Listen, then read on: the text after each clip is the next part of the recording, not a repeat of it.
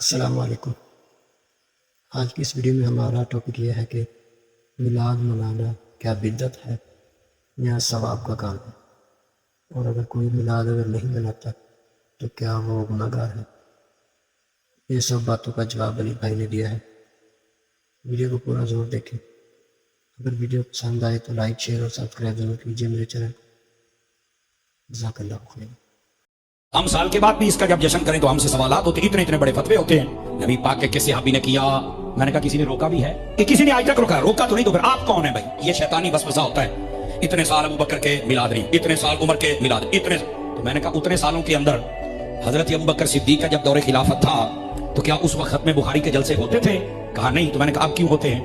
یہ لوگ جو صحابہ کے نام کی محفلیں سجاتے ہیں، شان صحابہ کانفرنس، عظمت صحابہ کانفرنس، میں نے کہا حضرت ابوبکر صدیق نے سجائی تھی، عمر پاک نے سجائی تھی، عثمان پاک نے، مولا علی نے، امام حسن نے، حضرت میرے معاویہ نے، کہا نہیں۔ تو میں نے کہا یہ بدعت نہیں ہے۔ کیا چھوٹی چھوٹی باتیں ہیں نا، مجھے ان کا جواب چاہیے۔ نبی کے دور میں یہ کانفرنسیں تھی، بخاری کے جلسے تھے۔ یہ جو آج ہمارے مدرسے بنے، کوئی مائی تلال ثابت کر دے یہ مدرسے اور مروجہ نصاب، یہ جی بخاری پڑھائی جائے گی، یہاں سے ترمذی، یہاں سے ابو داؤد، یہ صرف اور یہ نحو پڑھائی جائے گی، اور یہ جناب اصول الشاشی پڑھائی جائے گی، یہ کنز الدقائق پڑھائی، یہ کتابیں اس وقت پڑھائی جاتی تھی۔ تو کیا مدرسوں میں سب بدعت پڑھا رہے ہو؟ وہ بابا یہ کچھ بھی نہیں تھا حضور کے زمانے میں۔ ایک میلاد آ گیا تو تمہارے پیٹ میں درد ہو گیا، باقی سب کچھ جو نبی کے دور میں نہیں تھا سب کچھ کر رہے ہو اور جائز ہے۔ جب میلاد میں نے کہا اگر حکم نہیں ہے تو منع بھی نہیں کیا گیا، منع کر دیتے حضور، تو اس طرح کا معاملہ نہ ہوتا۔ آج کل آپ ہر چیز کو بدعت کرنے شروع کر دیتے ہیں۔ دیکھیں، اگر اسی طریقے سے دین میں چیزوں کو آپ داخل کرنا شروع کر دیں گے تو اس کا پھر کوئی اینڈ نہیں ہوگا۔ پھر ہم آپ سے یہ کہیں گے کہ عید کی نماز نبی صلی اللہ علیہ وآلہ وسلم نے منع کب فرمائی ہے کہ اس کے ساتھ اذان نہیں ہونی چاہیے؟ عید کی اذان تو نہ بریلوی دیتے ہیں، نہ دیوبندی، نہ اہل حدیث، ڈائریکٹ نماز پڑھتے ہیں۔ ہر جماعت والی جو نماز ہے، خواہ وہ جمعہ کی نماز ہو، 5 وقتہ نماز ہو، اس کے ساتھ اذان اور اقامت ہوتی ہے۔ نماز جنازہ کے ساتھ نہیں ہوتی۔ میں اس کی مثال اس لیے نہیں دے رہا کہ وہ کہیں گے جی اس میں رکوع اور سجدے نہیں ہیں، لہٰذا اس کی آپ مثال نہ دیں، وہ تو دعا کی ایک شکل ہے، چلے میں ادھر نہیں جاتا۔ عیدین کی جو نمازیں ہوتی ہیں ان کے لیے اذان کیوں نہیں دیتے؟ تو یہ کہیں گے کہ نبی علیہ السلام نے نہیں دی۔ نہ نہ نہ نہ، منع کہاں کی ہے؟ منع والی بات بتائیں تو منع تو کہیں نہیں ہوئی، تو دیا کریں۔ یہ کہیں گے نبی صلی اللہ علیہ وآلہ وسلم نے نہیں دی، ہم بھی نہیں دیں گے۔ بس ہمارا بھی یہ عقیدہ ہے کہ دین کے معاملے میں جو نبی علیہ السلام نے تعلیم نہیں فرمایا وہ آپ نہیں کریں گے۔ من احدث فی امرنا ھذا فہو رد، جس نے ہمارے دین کے اندر کوئی ایسی چیز داخل کر دی جو ہم نے تعلیم نہیں فرمائی تو وہ مردود ہے۔ ہاں، دین کو سپورٹیو چیزیں ہوں وہ آپ داخل کر سکتے ہیں۔ وہ مسلم شریف میں حدیث ہے، جس نے اسلام میں اچھا طریقہ جاری کیا، جتنے لوگ اس پہ عمل کریں گے اس کا ثواب ملے گا۔ مثلا یہ کیمرے میں ریکارڈنگ، پرنٹنگ پریس کے اوپر قرآن کو، بخاری مسلم کو پرنٹ کرنا، سافٹ ویئر بنانا، یہ سارے اچھے طریقے ہیں۔ لیکن بخاری میں جو حدیث ہے وہ وہی ہے، اس کو کسی نے نہیں بدلا۔ دین اپنی اصلی جگہ کے اوپر رہے تو پھر آپ اس معاملے کو لے کے چلیں۔ تو عیدین کی اذان منع کہیں نہیں ہے، چونکہ نبی علیہ السلام نے نہیں دی اس لیے نہیں دیتے۔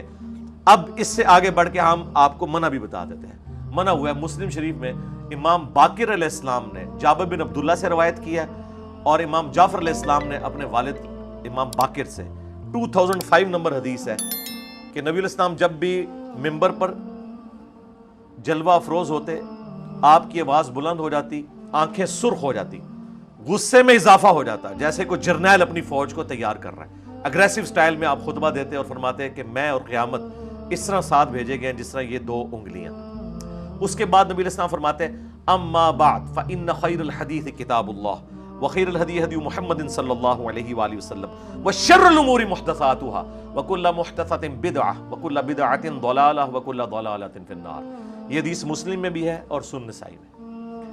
آگاہ ہو جاؤ، سب سے بہترین کلام اللہ کی کتاب ہے، سب سے ہدایت یافتہ راستہ محمد صلی اللہ علیہ وآلہ وسلم کا ہے۔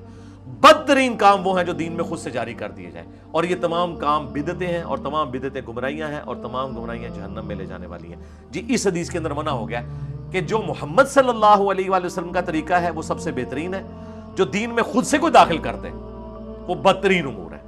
یہ اکثر آپ کو مثال دے دیتے ہیں، یہ جی ایئر کنڈیشن لگانا مسجد میں، قالین بچھانا، یہ بھی تو دین میں داخل ہوا۔ بھائی یہ دین میں داخل نہیں ہے۔ دین میں داخل ہوتا تو ہم نیت میں یہ اپنے ذہن میں حاضر کرتے کہ اوپر اس قالین کے، نیچے اس پنکھے کے، سامنے اس اے سی شریف کے، मुंह तरफ काबा शरीफ के, ये तो कोई भी नहीं करता।